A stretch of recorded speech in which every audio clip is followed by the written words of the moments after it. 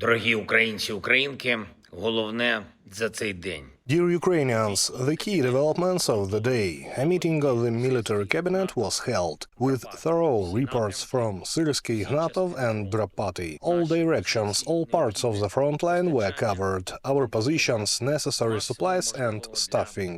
The maximum effort for stabilizing the situation for our active actions and our active diplomacy. Today I have also discussed with the Minister of Defense of Ukraine our preparations for the upcoming Ramstein meeting, which is scheduled for Friday. Our top priority is air defense, above all, missile defense against ballistic threats.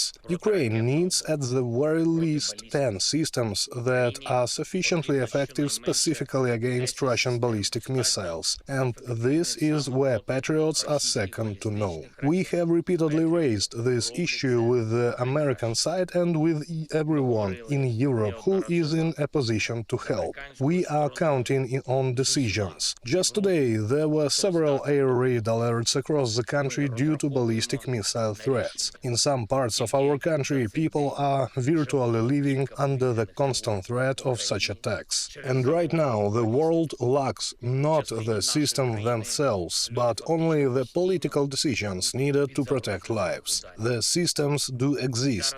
There are even enough patriots in the world to guarantee protection from Russian terror once and for all. But this requires a political decision, a decision by our partners. The second priority at Ramstein is ensuring continued support throughout this year. Stability and predictability of aid are the things that disappoint the aggressor and actually incite toward diplomacy. We need to eliminate Putin's temptation, his hope that support for Ukraine will vanish. It won't. The support will continue. We need that signal, and we need a steady supply of defense assistance. Also today, the Minister of Foreign Affairs of Ukraine reported on his visit to Kryvyi Rih, the site of a brutal strike against children, civilians, and an ordinary city street. Representatives of 32 states, ambassadors and heads of missions participated in the visit. I thank each country and every diplomat for this expression of support. It is vital that the world sees what is truly happening. And one more thing, the Security Service of Ukraine is conducting initial procedural actions with captured Chinese nationals. They are now in Kyiv, communicating with investigators, providing information on how they ended up on the front line, how they became involved in this international crime, this Russia's war against Ukraine. We also have information about other citizens of the People's Republic of China serving in the Russian army, with names, surnames and details of the specific ways in which such soldiers became part of the Russian occupation contingent. We will use diplomatic channels to convey the necessary information to the Chinese side and, of course, to everyone in the world